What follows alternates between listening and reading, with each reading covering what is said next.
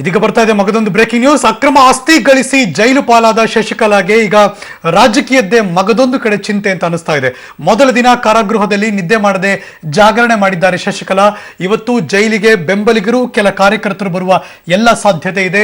ಮುಂಜಾಗ್ರತಾ ಕ್ರಮವಾಗಿ ಪರಪ್ಪನ ಅಗ್ರಹಾರ ಸುತ್ತಮುತ್ತ ಬಿಗಿ ಪೊಲೀಸ್ ಬಂದೋಬಸ್ತ್ ಕೂಡ ಮಾಡಲಾಗಿದೆ. ಮುಖ್ಯ ದ್ವಾರದ ಹತ್ತಿರ 2 KSRP ತುಕಡಿಗಳನ್ನ ನಿಯೋಜನೆ ಮಾಡಲಾಗಿದೆ.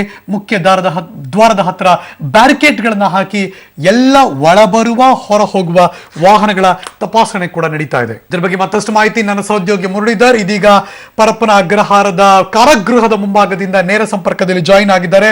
Good morning Muralidhar. ನಿನ್ನೆ ತಡರಾತ್ರಿ ನಡೆದಂತಹ ಬೆಳವಣಿಗೆ, ಆಗಿದ್ದಂತಹ ಪರಿಸ್ಥಿತಿ ಮತ್ತು ಇವತ್ತು ಮುಂಜಾನೆ ಹೇಗಿದೆ ಅಲ್ಲಿನ ವಾತಾವರಣ? ಖಂಡಿತವಾಗಿ ಹರೀಶ್, ಏನಂದ್ರೆ ಸಾಕಷ್ಟು ಬೆಳವಣಿಗೆಗಳಾಯ್ತು. ನಿನ್ನೆ ರಾಜಕೀಯ ದೊಂಬರಾಟದ ನಡುವೆಯೂ ಸಹ ಶಶಿಕಲಾ ಕೊನೆಗೂ ಜೈಲ್ಪಾಲಾದ್ರು. ಜೈಲ್ಪಾಲಾದ ನಂತರ ಮಾನಸಿಕ ಖಿನ್ನತೆ, ಸರ್ವೇಸಾಮಾನ್ಯವಾಗಿ ಯಾರೇ ಆದ್ರೂ ಸಹ ಜೈಲ್ಗೆ ಹೋದ ಮೊದಲನೇ ದಿನ ನೆಮ್ಮದಿಯಾಗಿ ನಿದ್ರೆ ಮಾಡುವಂತ ಪರಿಸ್ಥಿತಿಯಲ್ಲಿ ಅಂತೂ ಸಹ ಶಶಿಕಲಾ ಇರಲಿಲ್ಲ.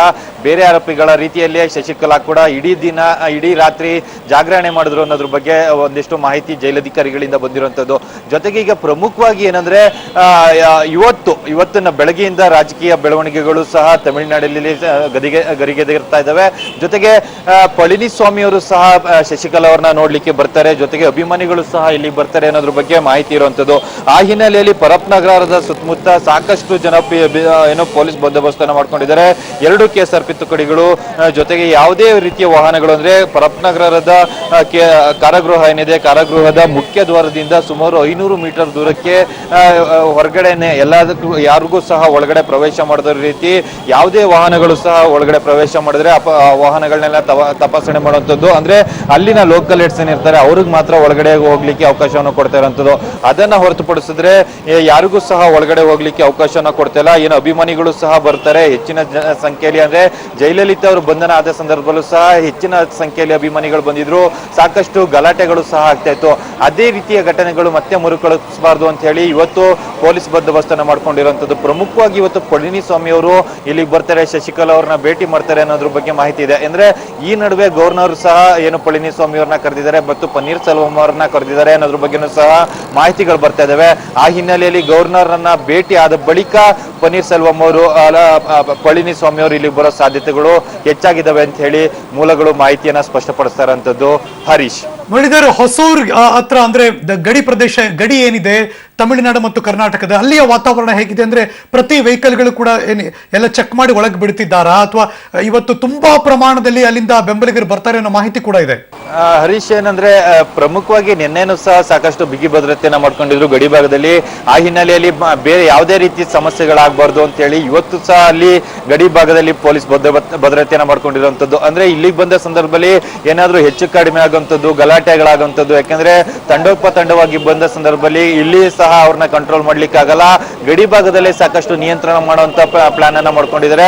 ಅದನ್ನ ಹೊರತುಪಡಿಸಿ ಏನಂದ್ರೆ ಬೇರೆ ರೀತಿ ಬೇರೆ ಸೋಗಿನಲ್ಲಿ ಏನಾದ್ರು ಒಳಗಡೆ ಬರುವಂತದ್ದು, ಜೈಲಿನ ಬಳಿ ಬರುವಂತದ್ದು, ಜೈಲಿನ ಬಳಿ ಬಂದು ಸಾಕಷ್ಟು ಏನಾದ್ರು ಮಾಮೂಲಿ ಅಂದ್ರೆ ಜಯಲಲಿತಾ ಅವರು ಬಂದಿಯಾದ ಸಂದರ್ಭದಲ್ಲಿ ಯಾವ ರೀತಿ ಗಲಾಟೆಗಳು ನಡೀತಾ ಇತ್ತು, ರಾಜಕೀಯ ಬೆಳವಣಿಗೆಗಳು ನಡೀತಾ ಇತ್ತು, ಅದೇ ರೀತಿ ಇವತ್ತು ಸಹ ಮಾಡುವಂತ ಸಾಧ್ಯತೆಗಳಿದಾವೆ. ಆ ಹಿನ್ನೆಲೆಯಲ್ಲಿ ಪೊಲೀಸರು ಎಲ್ಲಾ ರೀತಿಯ ಸಿದ್ಧತೆಗಳನ್ನು ಮಾಡ್ಕೊಂಡಿದ್ದಾರೆ. ಬೇರೆ ಯಾರನ್ನೂ ಸಹ ಒಳಗಡೆನೆ ಬಿಡ್ತಾ ಇಲ್ಲ. ಸುಮಾರು 500 ಮೀಟರ್ ದೂರದಲ್ಲ ಹೊರಗಡೆನೆ ಎಲ್ಲರೂ ಸಹ ನಿಲ್ಲೋ ರೀತಿ ಅಂತ ಮಾಡಿರುವಂತದ್ದು. ಅದೇ ರೀತಿ ಗಡಿ ಭಾಗದಲ್ಲೂ ಸಹ ಎಲ್ಲರನ್ನು ಸಹ ನಿಯಂತ್ರಿಸ್ಕೊಳ್ತಾ ಇದ್ದಾರೆ. ನಿಯಂತ್ರಿಸಿಕೊಂಡು ಯಾವುದೇ ರೀತಿ ಸಮಸ್ಯೆ ಆಗಬಾರ್ದು ಅಂತ ಹೇಳಿ ಪ್ರಮುಖವಾಗಿ ಕಾಯ್ತಾ ಇರುವಂತದ್ದು. ಜೊತೆಗೆ ರಾಜಕೀಯ ಮುಖಂಡರು ಅಂದ್ರೆ ತಬ್ಬಿದೊರೆ ಇರ್ಬೋದು, ಪಳನಿಸ್ವಾಮಿ ಅವರು ಇರ್ಬೋದು, ಜೊತೆಗೆ ಶಶಿಕಲಾ ಅವರ ಜೊತೆಯಲ್ಲಿ ಗುರುತಿಸ್ಕೊಂಡವ್ರು ಯಾರ್ಯಾರು ಇರ್ತಾರೆ, ಜೊತೆಗೆ ಪ್ರಮುಖವಾಗಿ ಸುತ್ತಮುತ್ತ ಅಂದ್ರೆ ಹೊಸೂರ್ನ ಸುತ್ತಮುತ್ತ ಇರುವಂತವ್ರು, ಕೃಷ್ಣಗಿರಿಯಲ್ಲಿ ರಾಜಕೀಯವಾಗಿ ಗುರುತಿಸ್ಕೊಂಡಂತವ್ರು, ಅಣ್ಣಾ DMKಲಿ ಅವರೆಲ್ಲ ಸಹ ಇಲ್ಲಿಗೆ ಬರುವಂತ ಸಾಧ್ಯತೆಗಳಿದಾವೆ. ಅವರನ್ನ ಒಳಗಡೆ ಭೇಟಿ ಆಗ್ಲಿಕ್ಕೆ, ಅಂದ್ರೆ ಶಶಿಕಲಾ ಅವರು ಭೇಟಿ ಆಗ್ಲಿಕ್ಕೆ, ಅವರನ್ನ ನೋಡ್ಲಿಕ್ಕೆ ಏನಾದ್ರು ಇಚ್ಛೆನ ಪಟ್ರೆ ಮಾತ್ರ ಒಳಗಡೆ ಬಿಡ್ಲಿಕ್ಕೆ ಅವಕಾಶವನ್ನ ಮಾಡ್ಕೊಡ್ತೀವಿ ಅನ್ನೋದ್ರ ಬಗ್ಗೆ ಹೇಳ್ತಾ ಇರುವಂತದ್ದು. ಅಂದ್ರೆ ಇವತ್ತು ಒಂದು ರೀತಿಯಲ್ಲಿ ರಾಜಕೀಯ ಅಂದ್ರೆ ತಮಿಳುನಾಡಿನ ರಾಜಕೀಯ ಸಂಪೂರ್ಣವಾಗಿ ಪರಪ್ಪನಗರಕ್ಕೆ ಶಿಫ್ಟ್ ಆಗೋ ಸಾಧ್ಯತೆಗಳು, ಎಲ್ಲಾ ಲಕ್ಷಣಗಳು ಸಹ ಈಗ ಕಾಣ್ತಾ ಇರುವಂತದ್ದು. ಹರೀಶ್, ಮುರಳಿ, ಈಗಾಗಲೇ ಕೇಳಿ ಬಂದಿದ್ದ ಸುದ್ದಿ ಏನಪ್ಪಾ ಅಂದ್ರೆ ಒಂದ್ ಕಡೆ ತುಂಬಾ ಹಣಕಾಸು ಉಳ್ಳವರಿಗೆ ಒಳಗಡೆ ತುಂಬಾ ಚೆನ್ನಾಗಿ ಟ್ರೀಟ್ ಮಾಡ್ತಾರೆ, ಬಿಸಿನೀರು ವಾತಾವರಣ ಆಗಿರ್ಲಿ ಅಥವಾ ಇರೋದಕ್ಕಲ್ಲಿರುವಂತ ಸೆಲ್ ಆಗಿರ್ಲಿ ಎಲ್ಲವೂ ಕೂಡ ಚೆನ್ನಾಗಿರುತ್ತೆ ಅಂತ. ಆದ್ರೆ ಬಂದಂತ ಮಾಹಿತಿ ಶಶಿಕಲಾ ಅವ್ರನ್ನ ಸಾಮಾನ್ಯ ಕೈದಿಯ ಹಾಗೆ ಅಲ್ಲಿ ಇರಬೇಕು ಅನ್ನುವಂಥ ನ್ಯಾಯಾಧೀಶರ ಆದೇಶ ಅಂತ. ನಿಮಗೆ ಬಂದಿರೋ ಮಾಹಿತಿ ಪ್ರಕಾರ ಅವರ ರೊಟೀನ್ ಹೇಗೆ ಶುರುವಾಗಿದೆ? ಹರೀಶ್, ಏನಂದ್ರೆ ಸಾಮಾನ್ಯ ಕೈದಿ ರೀತಿಯಲ್ಲೇ ಸಹ ಶಶಿಕಲಾ ನಿನ್ನೆ ಇರುವಂತದ್ದು. ಯಾಕೆಂದ್ರೆ ನ್ಯಾಯಾಧೀಶರ ಮುಂದೆ ಸಾಕಷ್ಟು ಮನವಿಯನ್ನ ಮಾಡ್ಕೊಂಡ್ರು, ನನಗೆ ಆರೋಗ್ಯದ ಸ್ಥಿತಿ ಸರಿ ಇಲ್ಲ, ಜೊತೆಗೆ ಮನೆ ಊಟದ ವ್ಯವಸ್ಥೆ, ಕುಡಿಯೋದಕ್ಕೆ ನೀರು ಮತ್ತೆ ಮಲಗೋದಕ್ಕೆ ಹಾಸಿಗೆ ವ್ಯವಸ್ಥೆಯನ್ನು ಮಾಡ್ಕೊಡ್ಬೇಕು, ಆ ರೀತಿಯ ಅವಕಾಶವನ್ನ ಮಾಡ್ಕೊಡಿ ಅಂತ ಹೇಳಿ ನ್ಯಾಯಾಧೀಶರ ಮುಂದೆ ಕೇಳಿದಾಗ ನ್ಯಾಯಾಧೀಶರು ಒಂದು ಹೇಳಿಕೆಯನ್ನ ನೀಡಿದ್ರು. ಅಂದ್ರೆ ನಿಮ್ಮ ಆದೇಶವನ್ನ ನೀಡಿದ್ರು, ನಿಮ್ಗೆ ಎಲ್ಲಾ ರೀತಿಯ ವ್ಯವಸ್ಥೆಯನ್ನು ಸಹ ಜೈಲಧಿಕಾರಿಗಳು ಕೊಡ್ತಾರೆ. ಯಾಕೆಂದ್ರೆ ಜೈಲಧಿಕಾರಿಗಳ ವಿವೇಚನಾಧಿಕಾರಕ್ಕೆ ಬಿಟ್ಟಂತದ್ದು. ಯಾಕೆಂದ್ರೆ ನಿಮ್ಮ ಆರೋಗ್ಯ ಸ್ಥಿತಿ ಏನಾದ್ರೂ ಕೈ ತಪ್ಪಿದ್ರೆ ಅದಕ್ಕೆ ಊಟದ ವ್ಯವಸ್ಥೆಯನ್ನ ಏನಾದ್ರೂ ಮನೆ ಊಟದ ವ್ಯವಸ್ಥೆಯನ್ನ ಕೊಡ್ಬೇಕು ಅಂದ್ರೆ ಜೈಲಧಿಕಾರಿಗಳೇ ಅವರ ವಿವೇಚನಾಧಿಕಾರಕ್ಕೆ ಬಿಟ್ಟಂತೆ ಅವ್ರು ಕೊಡ್ತಾರೆ ಊಟದ ವ್ಯವಸ್ಥೆಯನ್ನ ಅಂತ ಹೇಳಿ ಜೈಲಿಗೆ ಕಳಿಸಿದ್ರು. ಅದೇ ರೀತಿ ಇವತ್ತು ಸಹ ಏನಂದ್ರೆ ಇಲ್ಲಿವರೆಗೂ ಸಹ ಏನಂದ್ರೆ ಹೊರಗಡೆಯಿಂದ ಊಟ ಹೋಗಿರೋದ್ರ ಬಗ್ಗೆ ಇನ್ನೂ ಸಹ ಮಾಹಿತಿ ಸಿಗ್ತಾ ಇಲ್ಲ. ಯಾಕಂದ್ರೆ ನಿನ್ನೆ ಸ್ವಲ್ಪ ಏಕಾಗ್ರತೆಯನ್ನ ಕಾಯ್ದುಕೊಳ್ಳೋಕೆ ಹೋದಂತ ಶಶಿಕಲಾ ಧ್ಯಾನವನ್ನು ಮಾಡಿದಂಥದ್ದು ಇದೆಲ್ಲ ಸಹ ಜೈಲಧಿಕಾರಿಗಳು ಸ್ಪಷ್ಟಪಡಿಸಿದ್ದಾರೆ. ಆದ್ರೆ ಇಲ್ಲಿವರೆಗೂ ಅವ್ರ ಮನೆ ಊಟ ಹೋಗಿದ್ರ ಬಗ್ಗೆ ಕನ್ಫರ್ಮೇಶನ್ ಇಲ್ಲ. ಇವತ್ತು ಬೆಳಗ್ಗೆಯಿಂದನೂ ಸಹ ಶಶಿಕಲಾ ಅವರ ಚಟುವಟಿಕೆಗಳು ಪ್ರಾರಂಭವಾಗಿರುವಂತದ್ದು.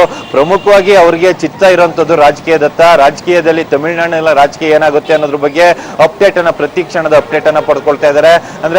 ಅಂದ್ರೆ ಅವರ ಬೆಂಬಲಿಗರು ಯಾರು ಇರ್ಬೋದು, ಅವ್ರನ್ನ ಭೇಟಿ ಆಗೋಕ್ಕೆ ಸರಿಸುಮಾರು 10:30 ಅವಕಾಶ ಇರುತ್ತೆ. 10:30 ನಂತರ ಅವರ ಬೆಂಬಲಿಗರು ಜೊತೆಗೆ ಅವರ ಹಿತೈಷಿಗಳು ಅಂತ ಯಾರು ಗುರುತಿಸ್ಕೊಂಡಿರ್ತಾರೆ ಅವರು ಬಹುಶಃ 10:30 ನಂತರ ಬಂದು ಅವರನ್ನ ಮುಖಾಮುಖಿ ಭೇಟಿ ಆಗ್ತಾರೆ. ಜೊತೆಗೆ ಅಪ್ಡೇಟ್ಸ್ ಅಂದ್ರೆ ಕ್ಷಣದ ಅಪ್ಡೇಟ್ಸ್ ಏನಿತ್ತು ಅದನ್ನ ಅವರಿಗೆ ತಿಳಿಸುವಂತ ಸಾಧ್ಯತೆಗಳು ಸಹ ಹೆಚ್ಚಾಗಿದ್ದಾವೆ. Harish, thank you so much Muralidhar, ಈ ಕ್ಷಣದ ಎಲ್ಲ ಮಾಹಿತಿಗಾಗಿ. ಇದಿಷ್ಟು ಕೂಡ ಬೆಂಗಳೂರಿನ ಪರಪ್ಪನ ಅಗ್ರಹಾರದ ಮುಂಭಾಗದಲ್ಲಿ ನನ್ನ ಕೊಲೀಗ್ ಮುರಳೀಧರ್ ತಡರಾತ್ರಿ ಮತ್ತು ಈ ಮುಂಜಾನೆ ಆಗುತ್ತಿರುವ ಎಲ್ಲ ಬೆಳವಣಿಗೆಗಳ ಬಗ್ಗೆ ಒಂದಷ್ಟು ಮಾಹಿತಿಯನ್ನು ಕೊಟ್ಟಿದ್ದಾರೆ.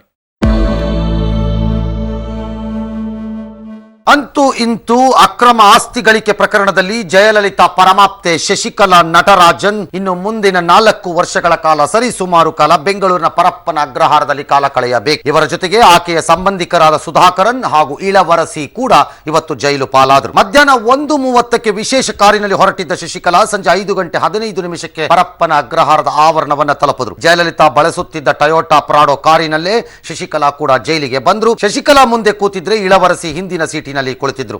ತಮಿಳುನಾಡು ಪೊಲೀಸರು ಮೂವರನ್ನು ಬಿಗಿ ಭದ್ರತೆಯಲ್ಲಿ ಕರೆತಂದು ಪರಪ್ಪನಗ್ರಹಾರದ ಅಧಿಕಾರಿಗಳ ವಶಕ್ಕೆ ಒಪ್ಪಿಸಿ ವಾಪಸ್ ಆದರು. ಭಾರತೀಯ ಬಾಹ್ಯಾಕಾಶ ಸಂಸ್ಥೆ ಇಸ್ರೋ ಮತ್ತೊಂದು ಚರಿತ್ರೆ ಬರೆಯೋದಕ್ಕೆ ಕ್ಷಣಗಣನೆ ಶುರುವಾಗಿದೆ.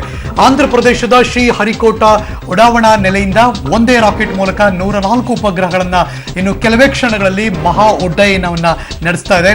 ಬಾಹ್ಯಾಕಾಶ ಇತಿಹಾಸದಲ್ಲೇ ಮೊದಲ ಬಾರಿಗೆ ದೇಶವೊಂದು ಉಡಾವಣೆಯಲ್ಲಿ ಶತಕದ ಸಾಧನೆ ಮಾಡೋದಕ್ಕೆ ಸಜ್ಜಾಗಿದೆ.